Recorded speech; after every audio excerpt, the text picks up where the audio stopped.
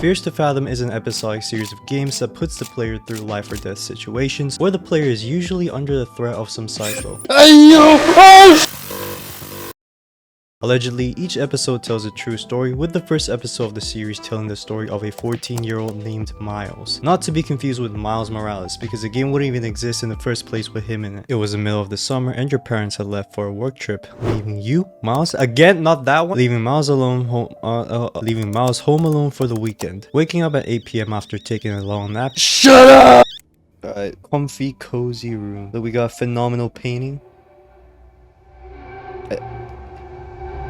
That's someone getting stabbed in the head. You receive messages from your mom informing you that they will return from the trip on Monday. Miles also asked to invite some friends over, which his mom allowed, before taking back what she said earlier and saying that they might be back by Sunday instead. Yeah, and damn, my boy can't even catch a break. Can't even order pizza because they got lasagna in the fridge. No need to order anything. Already made you lasagna this morning. Check the fridge. On the right are text messages from Mason Oliver, a friend of Miles, talking about some teenage love bullshit. Miles tries to invite Mason over and tells him to call Josh too, but it turns out that Mason might have other plans with Nat. Going to the room of Miles' parents and looking out the window, a random dude can be seen chilling at the front of the house. Yo, wait. What the frick was that? I don't remember a hobo in my house because I'm the only one who's a hobo. What the fuck? Now that is not normal, people. Miles, being hungry as fuck, grabs lasagna from the fridge to warm it up. Dude, why does it sound like it's gonna blow up, bro? Hold on. To warm it up and eats on the couch while watching TV. Oh yeah, you guys know how there's how we have Silent Hill? This is the Quiet Mountain. How the hell did that even happen? Now, if you are part of the 1% of the world's population and are an absolutely attentive peak human specimen like me, you may notice someone walking up the stairs in the background. Yeah, again, this is not normal. You do not have strangers walking up the stairs in your house while you're alone eating lasagna on the couch watching Quiet Mountain. And yeah, our friends are not coming over tonight. Instead, we got some random hobo who we did not even invite. But you gotta come just get some. Shut the fuck up! After completely demolishing the lasagna, Miles heads up to his bedroom to finish his chemistry homework. At 12:38 AM, Miles finishes his homework and then heads to bed. Go to bed. Then he wakes up in the middle of the night and heads downstairs to get water. And oh my god, when I say the music to drinking the water is so intense. I mean, just listen to this. Bro, I'm getting freaked out by like the soundtrack. Like, I'm just getting water, dude. Calm down. Where do I get the glasses from? Bro, I'm freaking out. Try to find glasses. Oh, we drink from a bottle. Okay. Quickly, drink. This is... Okay. What was the point of that buildup? What was that for? It's not that intense, bro. Calm down. After the intense H2O drinking session, Miles receives a message from his mom.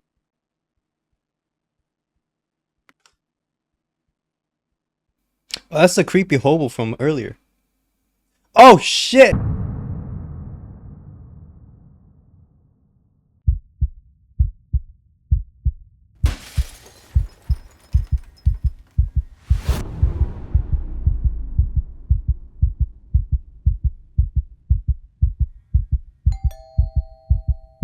Dude, you already broke in. Why did you ring the doorbell? What's wrong with you? The dumbass already broke in once but decided to be dramatic the second time. I don't even think the front door is locked. Like, why didn't he just use that? Like, I swear he used it the first time. Like, what's he thinking? Do you hear her? It's Paula at the door. Mom's so sorry, honey. Everything's gonna be alright. But do we trust her? Remember from Scream? Trust no one, especially your own mom. Nah, I made that shit up. Bruh. Exiting Miles' room, the door to the room of Miles' lovely mother and father opens to reveal the shadow of a hand reaching out. Now, what do you do in this situation? Run back to your room and hide under the bed! Unless you want to end up like this. It only freaked me out because it was really loud. The cops are here. They pulled up. Or the SWAT team. Or wherever the frick. Once you hear the sound of the police sirens, you are safe to open the front door to appall the jump scare. And that concludes the first episode of Fears to Fathom. What's good, Paula? You kicked me out the game immediately. In the second entry of the series, there is a huge shift in the way the game is played. We'll be finding ourselves driving a car for half the game, which is kinda neat if you ask me. Not to mention, driving in the darkness. I mean, realistically, what could go wrong? Everything. We play as a lover of gaming conventions, 19-year-old Holly Gardner. On her return home, since she didn't take the plan suggested by her dad due to the large expenses, and also because she has to avoid huge traffic, she took the long way home, which meant driving for a little over 12 hours. The day is June 16. We're in our car traveling the way home. I'll admit, I was a terrible driver. Lost control, guys. I can get out. Why would I want to do that though? Probably end up dying. I wasn't the best at driving. Holly mentioned how driving at night is really therapeutic for her. Well, that's about to change soon. Cause you know, Norwood Hitchhike, this wouldn't be a game if nothing wrong happened. During the drive, Holly receives texts from her friend Aiden Williams. Alright, let's check the message real quick. Oh! The previous chats they had in their DMs were just them having a conversation about the convention and how Holly had to reroute to avoid traffic. Nothing much. Now, while driving, there appears to be, other cars on the road. What the? Oh, Personally, that was one of the scariest moments in the second game so far, and it was all my fault. Bro sent me back to the lobby immediately, dude. Throughout the initial drive, Holly also receives text messages from her dad asking for her whereabouts and such. Before you know it, the car begins to run out of fuel. This prompted Holly to stop at the nearest gas station to refuel the vehicle. Entering the Norwood gas station store, Holly asks for $10 on pump 2. The cashier then questions Holly if she's heading to the bridge, the Norwood Valley Road. He then told her to be careful as there have been cases of the Norwood Valley monster tearing people up and hanging them upside down from trees. So I threw a carton at him. In your face! What are you doing? And bumped into a customer. What are you doing? Holly asked the customer if he knew about the Norwood Valley monster, in which he responded with a big mistake. We might be cooked. As we're about to leave the store, the cashier reminds us one more time to never stop on the road. And if we see a woman in a white or blue gown trying to get a ride, step twice as hard. The people say she died in a car accident in the area on prom night and now seeks vengeance. Basically what the cashier is saying is just don't pick up a hitchhiker in general. Exiting the store, an ominous man in a dark grey hoodie can be seen walking away from Holly's car back to his white van, driving off in an instant. We're going on a chase. We're chasing that dude down. Right now. Me being Batman, I drove off to chase him, but I forgot to fill in the gas. And I also had to buy dog food, so the mission had to be postponed.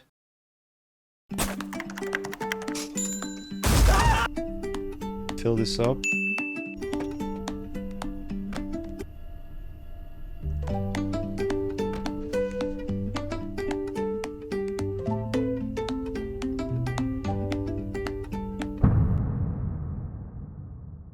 The journey continues. We drive for a little while until we hit a blockade of wooden logs. Holly at this point was really skeptical of the whole situation, as the wooden logs looked to be deliberately placed. We had to drag the logs out of the way to pave the way for the car. However, to add to Holly's unfortunate circumstances, the car wouldn't start, leaving her no choice but to Norwood Hitchhike. Thank you. The first car that drove by didn't stop and probably stepped twice as hard on the pedal. Yo, let's go. Okay, don't crash into me. Pure evil. The time is now 10:43 p.m. A second car pulls up and stops by on the side of the road. Approaching the vehicle, it turns out to be the man from the gas station store. The man recognized Holly and asked what she was doing, because apparently the broken down car was not obvious enough. He agreed to let Holly take a ride, but before then, we had to relocate all her baggage from her car to the man's truck, meaning we had to run back and forth because we only got 2 hands. During the ride, the man and Holly engaged in a conversation. He mentioned how the cashier back at the gas station tells everybody he meets about the Norwood Valley monster. Holly asked if it was true, and the man responded with having never seen the monster, but there are definitely some things and that Holly's car breaking down could have been one of them. At 12:08 a.m., the man drops Holly off at a motel. Approaching the front desk, the creepy dude, who is the motel's manager, starts talking. Gonna need a room to shack out for the night? I'm heading out. Goodbye. We then pay $40 for a room and $90 for a dude called Tommy to go repair our vehicle out in the middle of fucking nowhere. Before leaving the room, the man told us to try not to wake up the guests, as they will not take very nicely to it. So what did I do? I woke up the guests. What are you gonna do about it? The door is open, so we closed it for them. At this point, phone reception is returning, so the messages from others who are worried starts pouring in. Holly was assigned room 9 and the room looks to be relatively cozy. They even got Superman on the TV.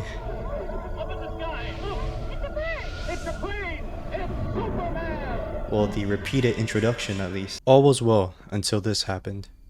Wait. Oh my god. Bro, like, Who the fuck is that? You scared the crap out of me. Alright. I see how it is. Who are you?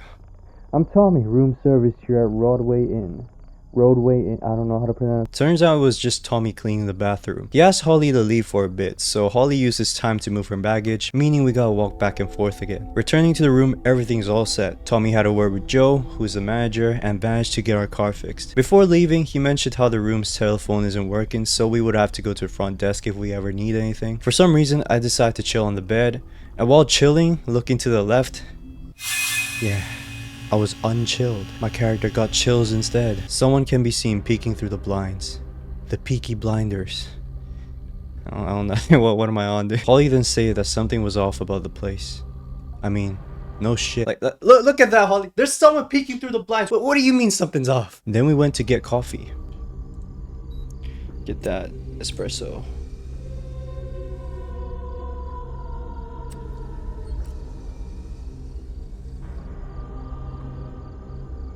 Consume.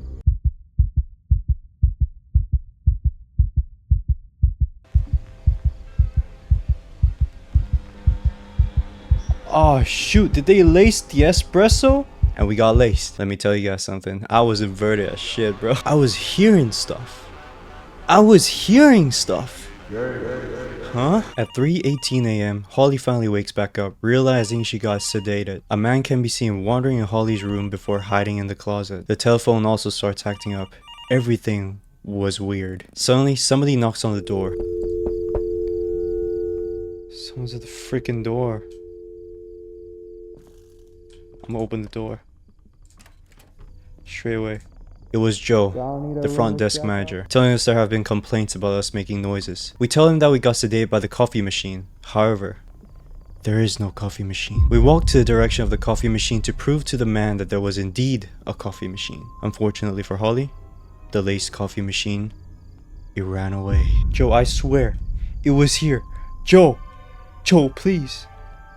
You gotta listen to me, Joe. Joe had had enough of Holly and told her to head back into her room and stay in there. And to also check the table by the TV. But what was hidden inside were pills.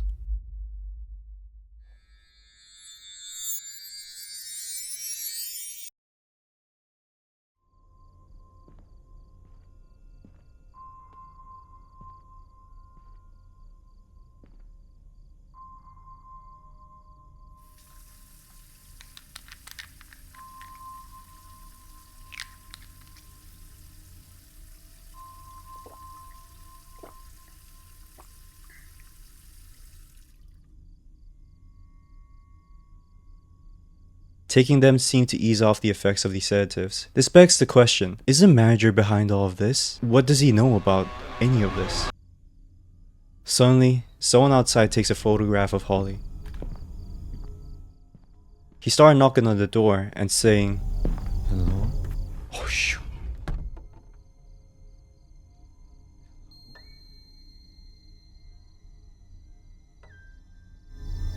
Hello? By the way, no matter what you do, he'll keep on repeatedly saying hello until you respond. Approaching the door, the stranger begs to come inside, saying they need help. He desperately continues to beg to come inside, until eventually running out of patience and decides to break in instead. I know you're in there. No, you don't. Pretty lady, come on. Oh shit, okay, that is kinda scary. Hiding in the closet, there appears to be a voice meter which picks up the player's microphone. Being too loud will alert the intruder of the player's location, so don't fart into your microphone, guys. It's not a good idea. I've seen 8-Bit Ryan do that. He died, bro. He died.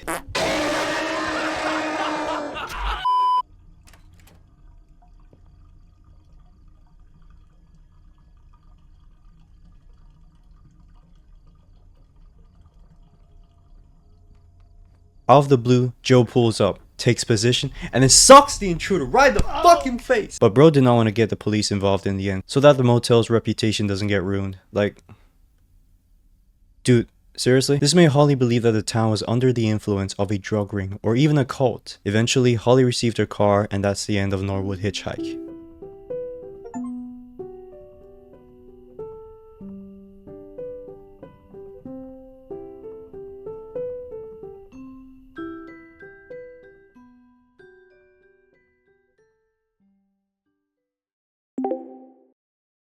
The third episode of Fears to Fathom takes us back to the house setting, where we face the familiar event of a home invasion.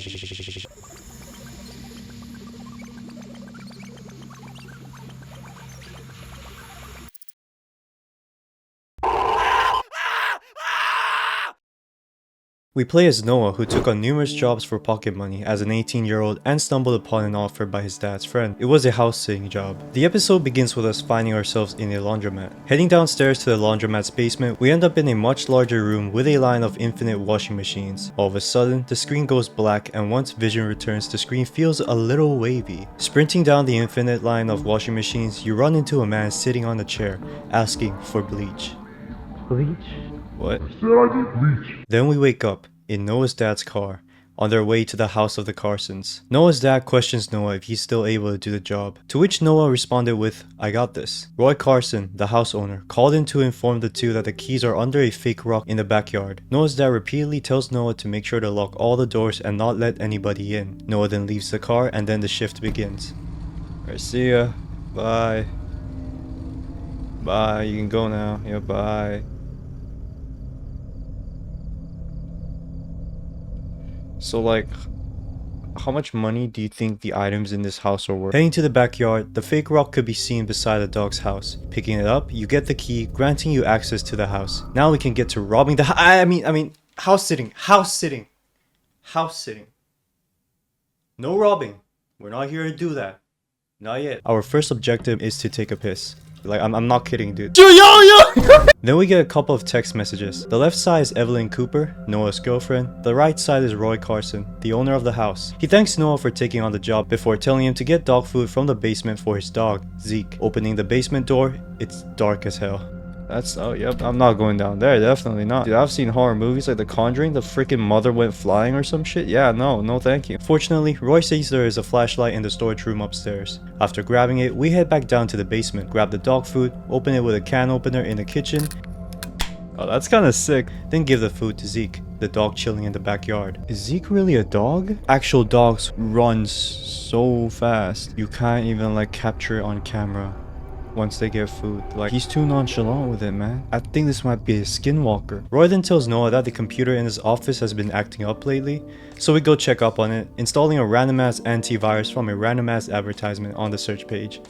I'm still hella surprised we didn't just give him more virus in the process, cause the antivirus looks like, you know, the virus itself. Like, it looks like it's gonna give you the virus, bro. That's the virus on the page. In the recycling bin, there is a trashed video. Opening it is a presentation video by Alec Carson, Roy Carson's son, which is about how to become a better person.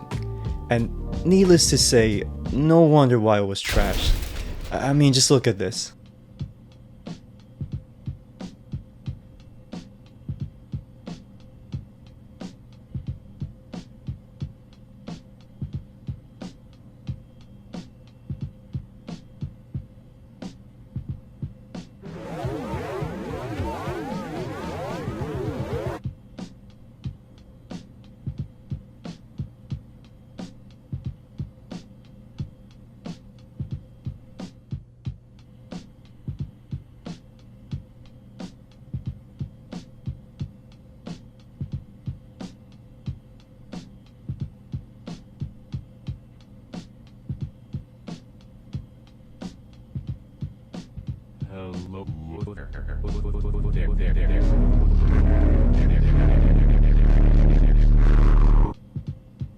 What do you mean?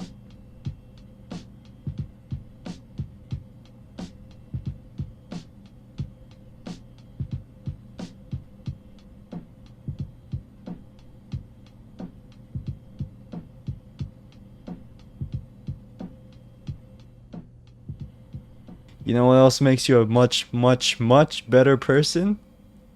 Putting this video in the recycling bin. Mr. Carson, you need to find your son an exorcist.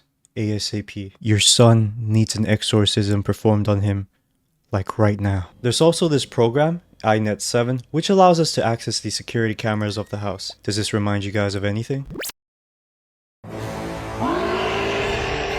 Noah then receives texts from Evelyn inviting him to watch a rerun of Cooking with Jeffrey. Well, she won't be there, but the thought of them both watching it at the same time counts, I guess. So we do that. And the show's just some weird cooking show, like dudes frying cat food. Who does that? Especially if like the one eating the food is the chef, the human themselves. Roy sends us a list of groceries to buy, telling us to grab the money from his nightstand. No, but you're missing the shit. Evelyn, shut the fuck up! We then head out using his son's bicycle, with his permission of course. We didn't just steal it. We would never do that. We didn't steal it, unlike the cash that we grabbed from his nightstand. We're dipping, we're not coming back. Goodbye, Mr. Carson. Thank you for the cash.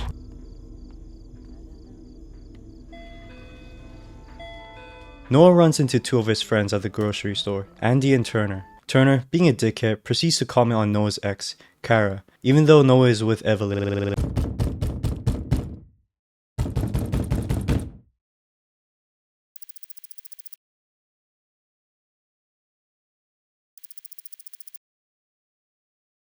Coming back into the house, I respectfully place the bag of groceries on the kitchen table and then head straight to Roy's office to get started on the math homework.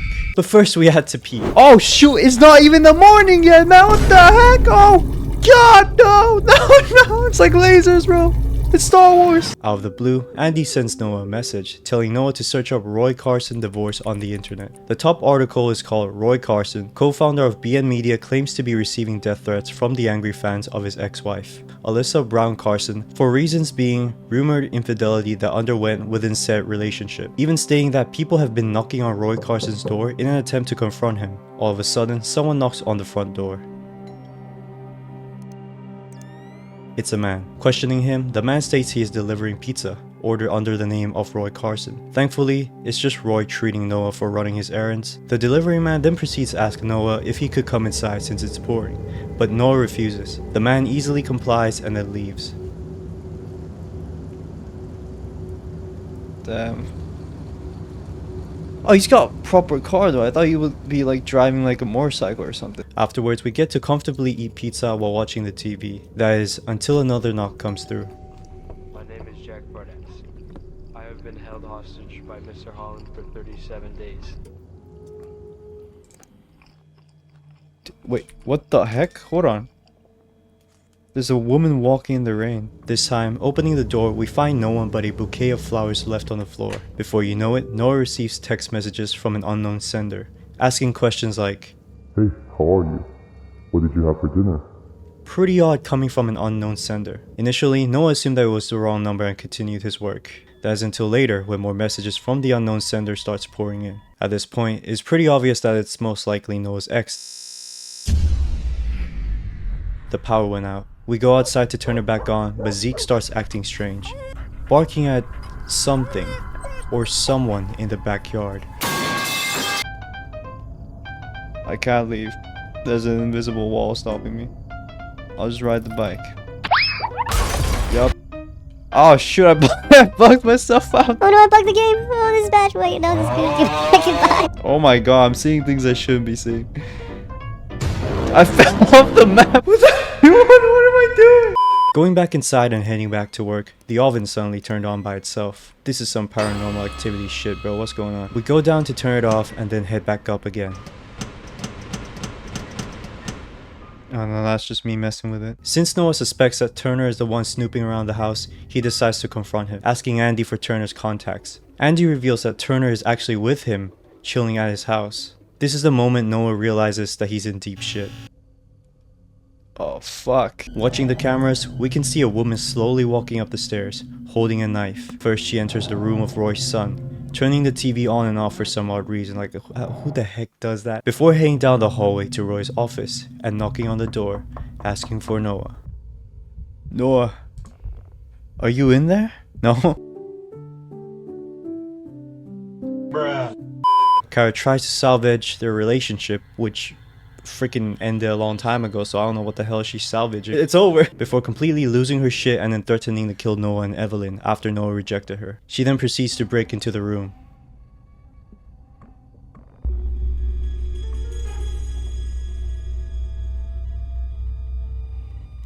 Fuck, she's in the room. She was out of my sight. In that moment, I had to make a run for it. Dude, out of my sight, my hello. I'm cooked.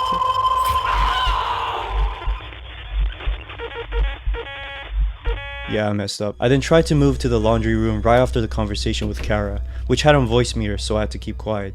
When the opportunity came, I bolted right down the stairs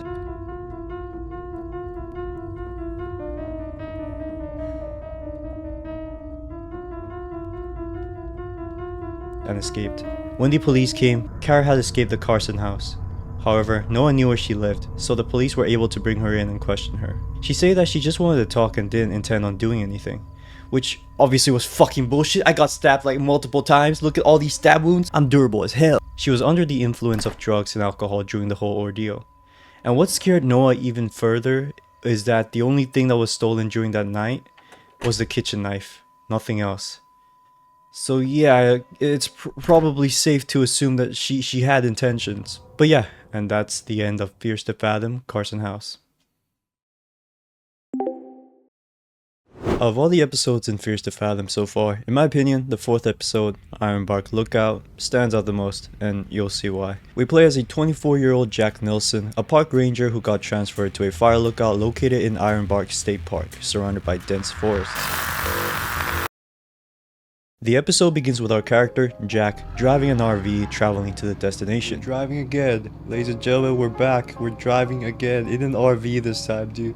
What would happen if I just crashed this thing? Oh! As usual, we receive messages. Mitch Scott seems to be a worker of the Forestry Service taking care of Ironbark State Park, or I don't know, he might be like our boss or something. He advises us to park by Gate D and travel on foot using the Gold Creek Trail, even mentioning an individual named Billy who will check with us before authorizing our entrance. Then we have Kate Nelson, Jack's sister I'm assuming. Scrolling up, they've been talking about Jack being transferred to Ironbark, and there's even a photo of his ID card. Other than that, it's just Kate talking about how she wants to switch jobs. She also keeps mentioning Roseburg, even asking Jack whether he has passed Roseburg yet. It turns out she just wanted to recommend Jack a diner, which apparently makes the best burger in town. Arriving at the diner, we park the RV outside and then head into the diner.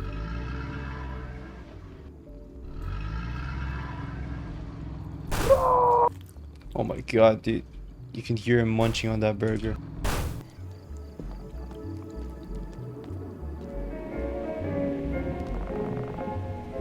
After peeing and enjoying an absolutely scrumptious meal, we head back out and continue the journey.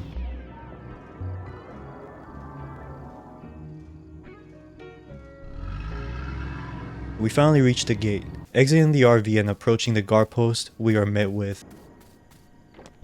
I knew it. Is he holding a gun? Billy, who's also holding a gun for some reason. He asks Jack for his permit, mistaking Jack for a camper. Jack corrects him, saying that he is a new staff, to which Billy responds with confusion. He then proceeds to fact check on the computer, which proved to be true, informing us that we're stationed at Tower 11, and then gives us the keys before opening the trail gate for us to pass through. Looking at the board, 3 missing children posters can be seen, informing us that something mysterious is happening within these dense woods. Before letting us through, Billy provides us with a flashlight and tells us to make a daily weather report upon settling in at the tower. And also, if we need anything, contact Tower 12, the closest tower to us. With this last message to us being to not travel any further than half a mile or so north of our tower. Dangerous woods, bobcats and bears.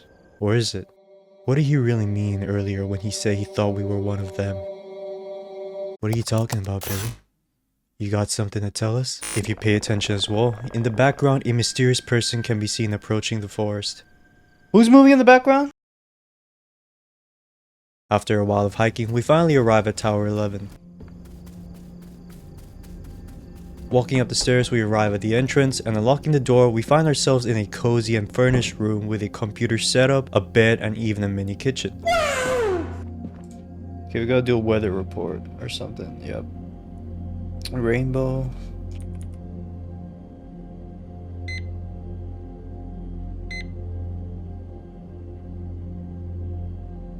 Okay, I think Ironbark 11's the password. I didn't spell that correctly. There we go. Accessing the computer, we agree by a smiling yellow circle.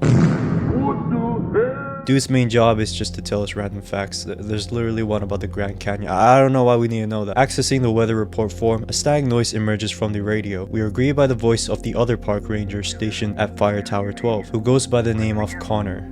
This voice acting. Oh my god. I saw your light turn on. I gotta say, it's refreshing to see Tower 11 alive again.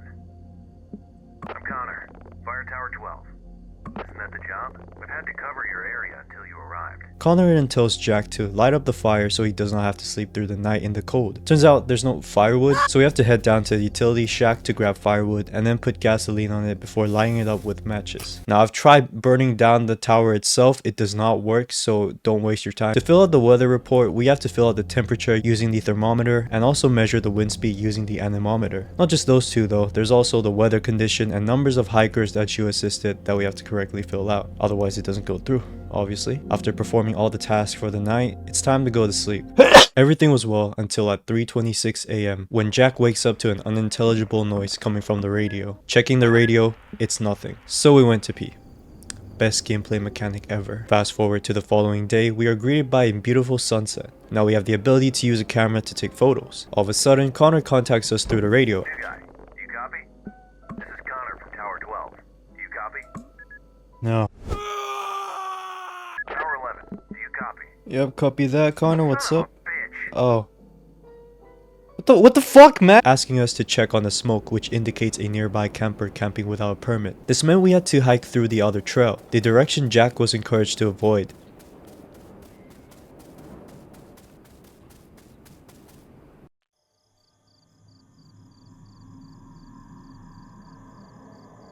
By the time Jack reaches the area, it was nighttime. A loud scream from a man echoes throughout the forest. Oh shoot. We were then met with a campsite with nobody there. It was completely clear, though there were equipment left over and the fire was still lit. While investigating, a noise could be heard coming from the other side of the fence.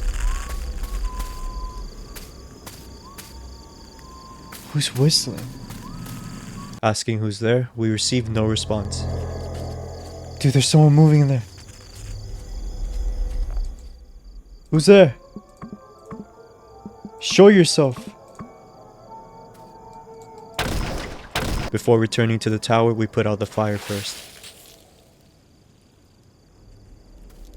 Returning to the tower, Jack reports back to Connor on the situation, which angers Connor as this was the third time alone in a month that non-authorized campers camped in the area. Jack then mentions the scream, to which Connor responds that it was probably foxes. He then mentions how campers were flocking to the area due to the kids who disappeared about a month ago. They hiked with their family, went off trail, and vanished completely, starting up rumors that the area may be haunted by entities, which led to the attraction of even more campers. After the conversation, we do the daily routine, plus cooking food according to the recipe sent by Kate, then we head to bed. It's 2:27 a.m. Jack wakes up again to a noise. I was woken by some feeling that caused my eyes to drift open. This time, we see a man right outside the window. As soon as we get up, the man moves, walking around the tower. Huh? Oh! I thought you went downstairs. Hiding under the bed, we can hear the person's footsteps and their silhouette approaching the front door. I had to wait a while, and after waiting for the music to disappear, I went on to check the blinds first, then opened the door. We were then greeted by a bison's skull. What's this? With candles surrounding the front of the skull. Something that belongs in a ritual, basically. Upon seeing that, we contact Connor about the situation. Connor believes that it's just kids doing pranks on Jack, but sends in a person to check up on Jack the following day anyway to reassure him. For now, just lock your door, take a deep breath, and try to get some rest. We can't do much in the dark. It'll be morning before you know it. Try to get some sleep, Jack. Over and out. The following evening starts with us cleaning our binoculars when suddenly a flare can be seen shot into the sky. Oh, what the heck? Somebody then contacts us through the radio. Hello? Can anyone hear me? Oh, thank goodness. I'm lost, and I'm really starting to freak out. A lost hiker. The hiker appears to have gone off trail in the dark, requesting Jack for assistance. With the hiker asking which trail to pick, we can check the map on the computer, the Ironbark trail map. Picking the left trail, the hiker exclaims in excitement and thanks Jack for helping out. That is until this happens. I'm right here! What do you mean? I hear you! Oh god. I hear your whistles. That's not me. What? I see you behind the trees to my right. That's not me, You're brother. freaking me out. Shoot. Shoot. Shh.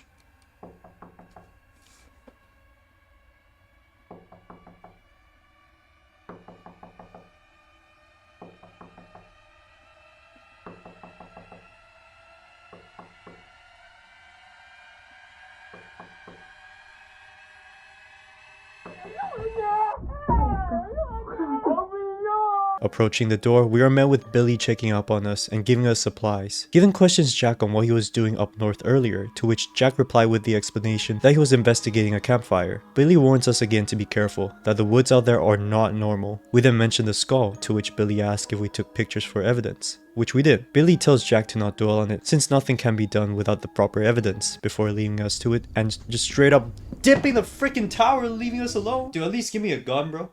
Like a freaking rifle. I saw you holding one, Billy. Stop, cut the bullshit. I saw you holding a gun. You literally tried to shoot me. On my first day, you tried to shoot me. We then never received any contact from the hiker ever again. Leaving to grab firewood to set up the fire for the night, we are met with a worker. Holy crap, dude, who the hell are you? Performing a maintenance routine on the local radio tower. He goes by the name Silas.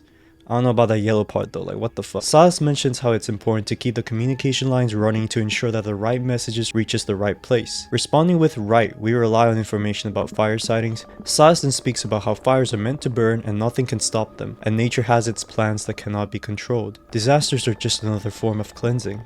A way for the land to purify itself, as if he was hinting towards something. Before Jack leaves to return to his tower, Silas reminds Jack that curiosity can lead to places you'd rather not go, before walking into the dense forest and disappearing. He thinks he's mysterious. Well, he kinda is. I don't know who the fuck that guy is. Returning to the tower, Connor checks up on us. We reported to him that we ran into the maintenance guy, to which Connor responded with absolute confusion. Turns out that the radio tower has been out of service for ages, after a lightning strike fried its systems. It was not to be repaired anytime soon, so who the hell was that guy? The next evening, we were told to install a security update on the computer so they can't be listened to by snoopers. On this night, nothing much happens. A blackout happens because the generator ran out of fuel and all we had to do was refuel it, so that was the night. Fast forward 1 week later at 2:34 a.m. We are awakened by Connor reporting another smoke nearby. You're gonna want to see this one. Jack, I need you to wake up. You copy? Do you copy? You mean like the hit indie game Do You Copy with the freaking goat man? Since Connor has been performing maintenance on his generator for the past few days, Jack had to cover his area. However, the smoke seems to be coming from Jack's sector anyway, so Connor lets Jack deal with the issue alone and tells him to take their photos and IDs for evidence, then heads off to rest. Checking in on the campsite, that is not a fucking campsite, hold on. It's a bunch of cultists having a s'mores party or something. No, they're not. They are probably frying dead bodies. Jack takes a picture with flash on. I think we can all see where he went wrong here. Which alerts the cultists. All the cult dudes scatter with one heading towards Jack's tower. Hiding under the bed, the cultist breaks into the room.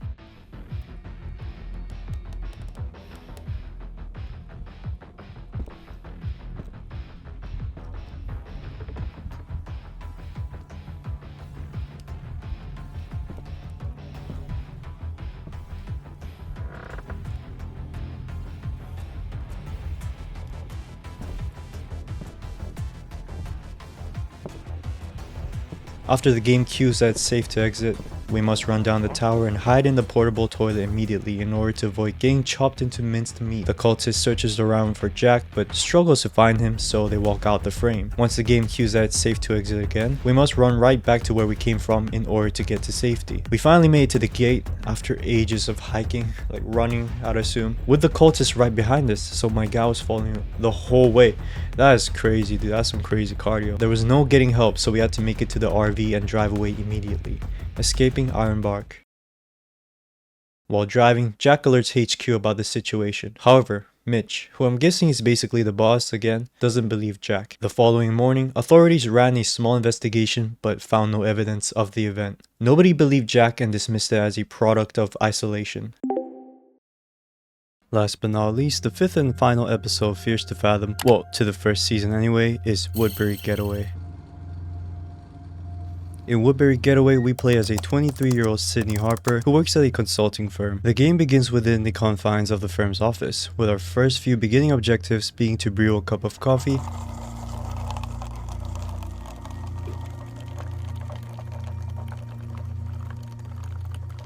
and of course, pee. Yes, the award-winning gameplay mechanic of the century. To which you also get jump scared by the janitor for some reason. Who the fuck are you? I'm so sorry, man. I didn't know you were in here. We can also speak to another employee working overtime during these late hours. Returning to our desk, we receive a phone call from someone. The person goes by the name Mike, and it seems he has been trying to reach Sydney for a while already. I've been trying to call your cell for the last 2 hours. It just keeps going to voicemail. Is everything alright? So Mike, you ever heard of ghosting? Mike then asks Sydney about her work, with Sydney continuously giving excuses. Eventually, Mike reminds Sydney about booking a place for their getaway over the weekends. Their Woodbury getaway. Since they both live in the city, Mike offered to pick Sydney up so they could catch up with each other before their other friend, Nora, shows up. He then requests us to keep the rental below $100 as Nora is on a relatively tight budget. After the phone call, instead of finishing work, I decided to play Type Invader. It's basically this game within the game where you have to type stuff accurately in order to shoot aliens. Look, man, shoot him! Shoot him up! But Type Invader aside, we end up booking a nice looking private cabin in Woodbury before we time skip to the day of the getaway.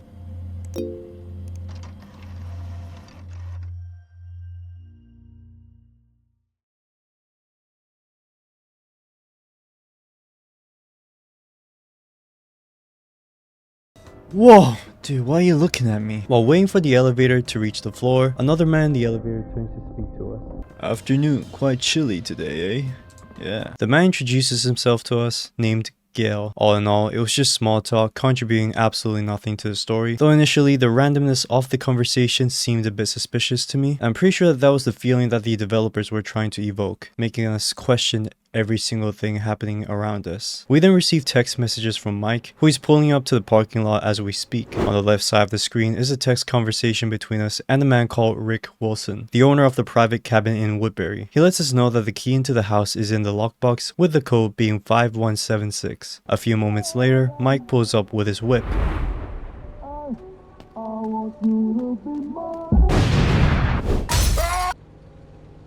You look good. Won't have it any other way, shorty.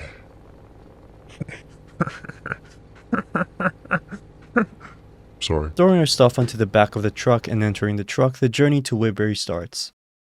4:26 p.m. We're in the passenger seat as Mike drives us to the destination. Mike and Sydney do a little bit of catching up. All of a sudden, Sydney notices what seems to be an abandoned school bus parked on the side of a house. A little odd, but nothing much, I think. Then suddenly, a deer crosses the road.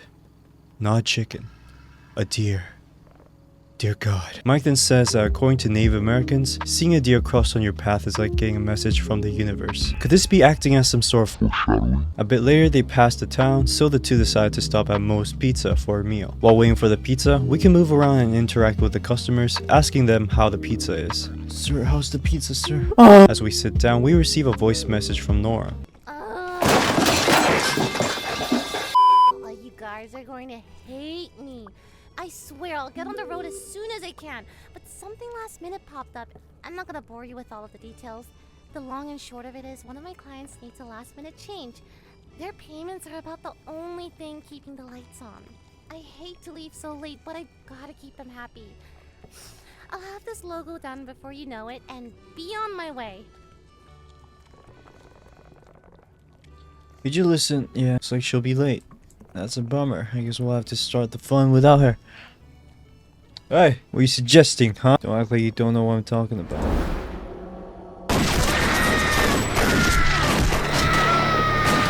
Door number 27, you folks are right here. She's gonna be late, and Mike is unfortunately getting hornier by the second. The pizza arrived, and it was time to down the whole thing. While consuming the pizza, a stranger approaches us, asking to hitch a ride. Rejecting him riles him up, so he tells us to take a look at the weather outside. Afterwards, the man decides to leave the establishment, with Mike commenting on how the whole interaction was weird. Mike offers us to drive a part of the way home instead of continuing the journey to Woodbury for them, as the weather is pretty awful and he didn't want Sydney to drive. We straight up reject him and then proceed to steal his vehicle and drive away. I forgot how to drive. After a bit of driving, we finally arrived at the neighborhood and the house itself. Taking a look at the house, it looks pretty nice. However, something creepy that is worth mentioning would be the outside entrance of the basement. There is even a writing on the door saying, "Home Sweet Home." That aside, it was time to enter the house. We used the code Rick mentioned earlier in the game to unlock the lock in order to get the key to the house. Entering the house, we get straight to business, putting things in place, all the groceries and whatnot as Mike goes to take the biggest shit. After we're done with filling up the fridge and Mike filling up the toilet, it's our turn to take a leak. Oh God! Mike! Mike, open the door! Mike! Mike, no, open the door!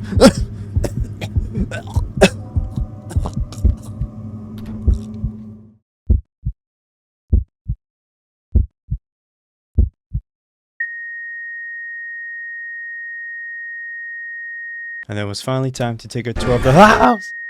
This is Rick. Allegedly fixing the TV because it wasn't working very well. Since everyone's here, well apart from Nora, Rick decided it was best to give us guests a tour around the house. Within the presence of the host, Sydney mentioned how he gave off a nervous energy and how he made both her and Mike feel uncomfortable. A few moments later, they explore the house's basement. Very dark. Door's locked. Oh, this is bad. Mike mentions an ominous room sitting in the corner, with the host responding suspiciously that is nothing to concern them, before walking up the stairs and dropping us a spooky piece of lore. Did I mention, well no, maybe I ought to keep it to myself. The fella I bought this house from, well, told me his mother died down here. Some guests have reported hearing voices at night. Said they could hear something shuffling around down here. Not to scare you folks, but if I were one of you, I wouldn't really step down here. Boy. But it turns out that it was all just a little devious joke. Before leaving, the host suspiciously reminds Sydney to remind him of her name on the booking. Is this really Rick, or is it somebody else posing as Rick? In the meantime, as the two characters wait for Nora to arrive, Mike invites us to go fishing for carp to make dinner. Okay. We're so good at this.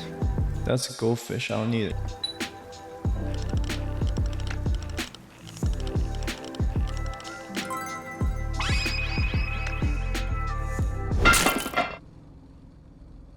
As we waited for the meal to warm up in the oven, Mike suggested we play a board game. Interestingly, there appears to be an Ouija board, so being a smart horror game character, we decide to play it. That doesn't make any sense. To make matters worse, in the basement as well, and also in complete darkness. Anyways, do you know how this works, Harper? Yep, alright. Alright then, you go first. Okay. Are there any spirits who want to talk to us? No way, are you moving it? That wasn't me. Okay, I got one too. How's the afterlife treating you, buddy? Hey. All went well until this happens.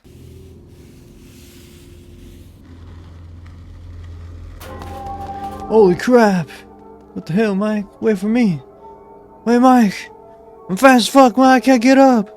Oh god! After a mysterious noise was heard, Mike dipped as soon as possible. Sydney then proceeds to shell Mike for abandoning her in the basement, resulting in Mike apologizing for his actions. A few moments later, the two enjoy the absolutely scrumptious dinner as they watch Cooking with fucking Jeffrey. Brother conjures the worst abominations mankind has ever faced for food. After finishing the meal, Mike goes up to check his emails as we go up to clean the dishes. All of a sudden, we receive a concerning message from Mike, which states, I think there's someone under my bed right now. Can you come upstairs?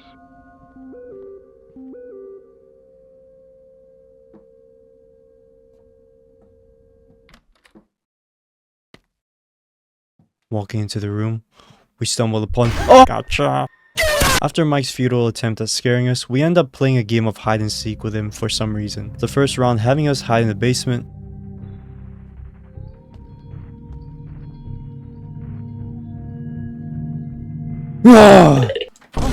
The second round we find Mike hiding in the wardrobe, or the closet area, the clothing area. I don't know, the changing room. While hiding in there, Mike hears a noise in the attic. Due to his allegedly broad shoulders, he asks if we could check the attic instead of him, because he can't fit. Allegedly. Using the step stool, we enter the ominous attic. Turns out, inside was a cat! Inside the attic was a cat, and we can pet it. After that, the game of hide and seek continues. In the third round, we hid in the shack in the backyard. Where's he going? Wait. Okay, what the heck? What was that? Somebody, dude, someone moved in the house. There was someone in the house. Who is that walking in my house? Mike finds us. Haha, there you are. Damn, Harp, it took me a while to figure you left the house. Anything worth doing is worth doing well. My turn. Close those pretty eyes now. I'm getting tired, dude. Look all high in the house. We're back in anyway. Just find him like stabbed 38 times in the back, laying on the floor. Cindy, I got stabbed, help me. Oh my god, I'm bleeding. Cindy, oh my god, it hurts. It hurts, oh Cindy. Oh my god. Okay. What the fuck am I on about? We both head back inside the home to the sound of metal clanging. Heading upstairs to the bathroom, we encounter. Oh, sorry there, man. What's going on? What happened? Oh, hey there. Rick. Fixing the faucet. Asking Rick to leave riles him up. Even though this is his property, the renters should be provided their personal space. Mike states how Sydney is politely asking Rick to leave, threatening him to call the police. Rick responds with how there are no cops present in Woodbury. After the exchange, Rick decides to leave the two alone, telling them to not call him if the faucet starts leaking again. Don't call me if it starts leaking again. Don't call me if it starts leaking again. Well, I know someone here has their faucet leaking already. The two locked the door and debated their next course of action. They thought Rick was weird but most likely harmless, despite making unannounced visits with various excuses, and decided to attribute all his past behaviors to an extreme lack of social awareness.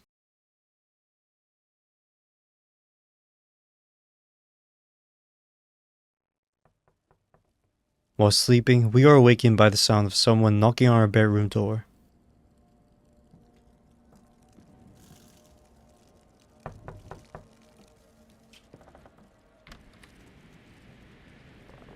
Luckily, it was just Mike. Or unfortunately. He asks to enter Sydney's room to talk about something. Entering our room, he walks to the window, looking out at the scenery. He voices his concern for the worsening weather conditions, with the truck hardly being visible in the distance, while also calming down Sydney due to her worries about Nora. Slowly, Mike approaches Sydney's bed and sits on the foot of it. He then tells Sydney to sit down beside him, before expressing how he misses the moments of them two being around each other, before telling Sydney that she does not have to sleep alone tonight if she doesn't want to. Mike, what the fuck? Mike then mentions about one of their trips, a trip to Oregon. We mention how it's pretty awkward, with Mike responding how initially it wasn't. Sydney then mentions how they drank a lot and things happened, with Mike responding immediately with how things sure did happen and how he wants it to happen again. What did they all of a sudden, we receive an SOS voice message from Nora.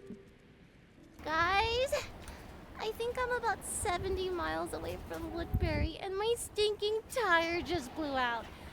It's snowing and I'm on the side of the road on Highway 11 near Killington.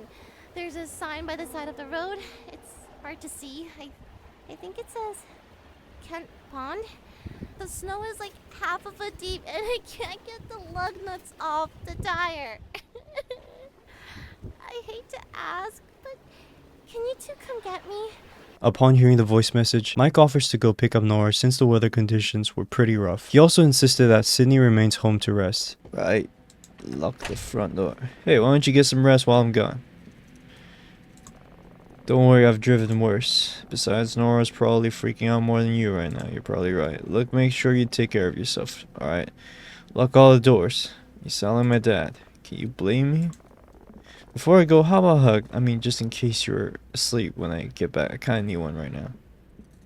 Through the door. What the fuck? However, leaving Sydney alone was rather a bad decision. At 12:39 a.m., we wake up to the sound of the doorbell ringing. Oh my god. Who is that?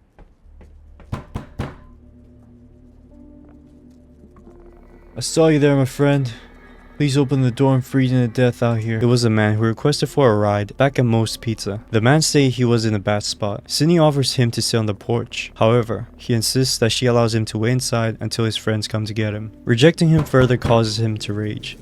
Are you fucking kidding me? Moments later, he warns Sydney that she'll get what's coming to her for leaving him outside, and that karma is a bitch. But Sydney rendered him irrelevant and was too tired to deal with the BS, so we returned to bed.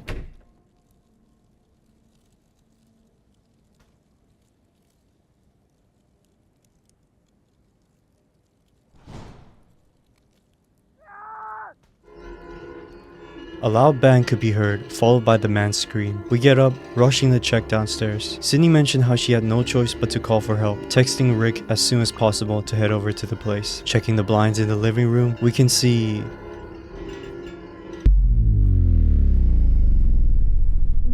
Rick holding a hammer and approaching the front door.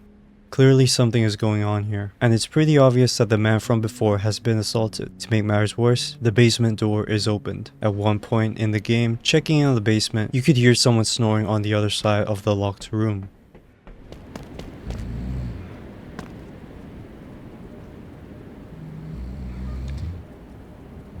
Dude. Is Rick sleeping in here? What the hell? From this, we could probably assume that Rick has been living in the basement all along. Opening the front door, Rick comes in, still holding the hammer. He acted as if he was oblivious to the whole situation, asking Sydney, "What the hell's going on?" Rick tells us he came as quickly as he could and we shouldn't worry about the man anymore because honestly he's probably dead. Rick then suspiciously questions us, asking where Mike was. Sydney tells him Mike went to pick Nora up, in which Rick responds with, "So you're all alone here right now, huh? Sydney then tells him that her friends will be back soon, most likely as a way to remind Rick not to do anything stupid because despite her being alone right now, they will come back, so yeah, you do anything, you touch me, you gone." He warms his hands at the fireplace, telling us, "Storms like this bring out all kinds of folks. Not all of them know when to stay away." Wait a minute. Wait. Rick, how'd you text me while you're... Come back over? What do you mean? I live in Burlington. I haven't been to the rental in weeks. In the end, the man right in front of us has been posing as a host the entire time. The imposter approaches us, asking if everything was okay. He felt suspicious and was on edge. Sydney asks him to leave, but he refuses, which leads Sydney to confront him, leading to the following sequence of events. This is my fucking house! I will leave when I want to. Get out of here before I call the cops. I don't think so. If anyone is leaving this house, it will be one of us. Yeah, it's gonna be me. The man sprints to the front door and jams it. Shit. Oh shit. Oh shoot. Forcing us to retreat into the basement in order to hide under the stairway off the basement.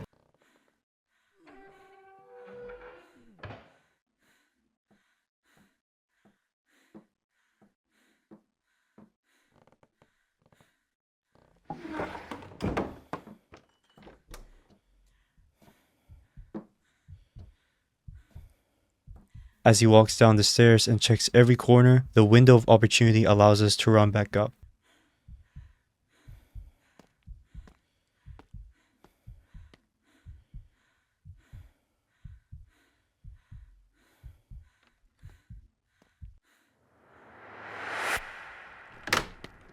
But this happens.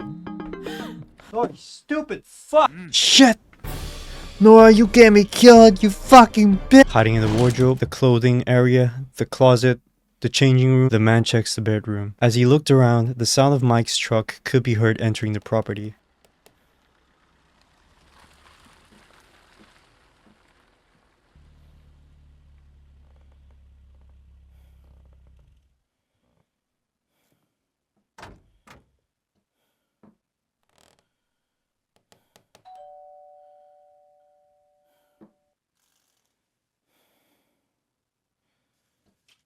The man exits the room, and at this point, getting out of the room will most likely get us killed. And Nora will be calling us again, so we must use this window of opportunity to enter the attic using the step stool.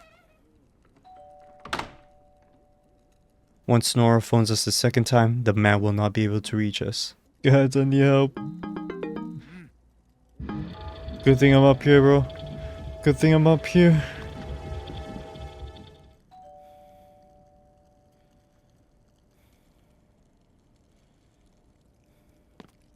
Yo, even the cat's here. What's good, bro? The real Rick Wilson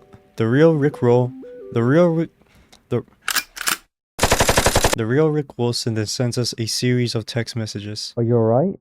Just got done talking to the other guests on the phone. I've called 911. At that point, it is safe to go down the attic and head downstairs. Okay, it's safe. my god.